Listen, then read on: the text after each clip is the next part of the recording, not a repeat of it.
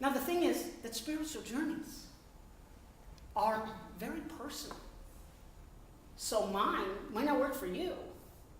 And certainly someone who finds this connection to a man who lived 2,000 years ago, who becomes a deity according to some traditions, or was born as a deity according to others, that's not going to be me, because I have problems with that whole story.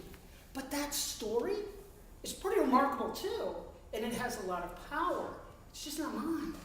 And I think that's the thing that we sometimes struggle with, is that when you tell your spiritual journey, there are far too many people who try to figure out, should that be mine? Or, let me tell you why you're wrong. And I've had people do that when I've spoken in my capacity as a religious educator.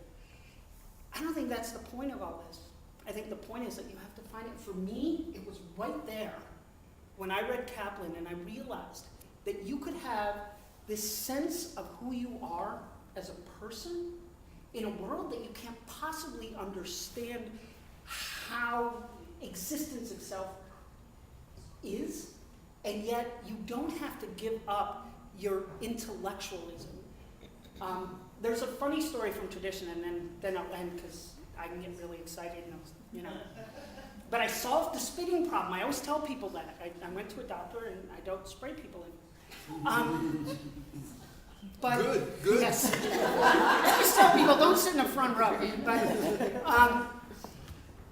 there's this wonderful story from our tradition that, now our tradition, let me give you just our tradition has the Torah. They have the 5 books of the Bible, and then they have the other books of the Bible.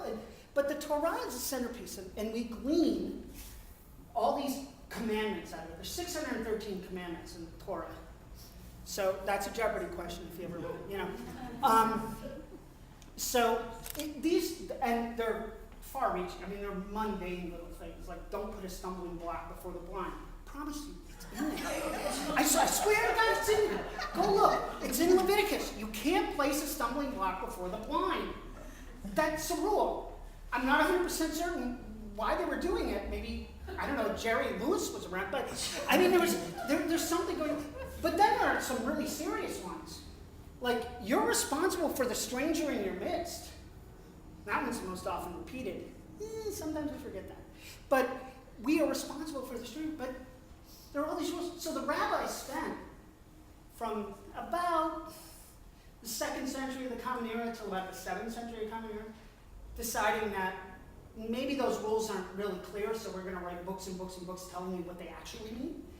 And so they did this. And there's a story in these books that rabbis were arguing about whether something was kosher or not. A particular oven was I mean, it really, like, they had a lot of time on their hands, these guys. And so 9 rabbis say it's not, and 1 rabbi says it is. And the one rabbi who says it is says, if it's white, then may the tree outside of the house of study uproot itself and replant itself on the other side of the house of study. And the tree does. And the 9 rabbis said, we don't learn Torah from trees. Even back then. Okay. Anyway, so then the one rabbi says, well, if I'm right, may the river stop and flow the other way, and it does. And the 9 rabbis say, we don't learn Torah from rivers. And then the one rabbi says, well, if I'm right, may the walls around us collapse. And they start to collapse. And the other 9 rabbis look up to the heavens and say, why are you meddling in our affairs? And everything goes back to normal. So the question was, what did God do in that moment? God was dancing around the heavens saying, my children have defeated me. That story is very poignant for me because what it says, it's not about God looking down and forcing down on us. It's about us trying to seek God, whatever way you conceptualize God. And that's truly my spiritual journey. And I don't know where the there is, and I'm never going to have a triptych for it, but I found a place to live in Judaism, especially in this concept of Reconstructionist Judaism.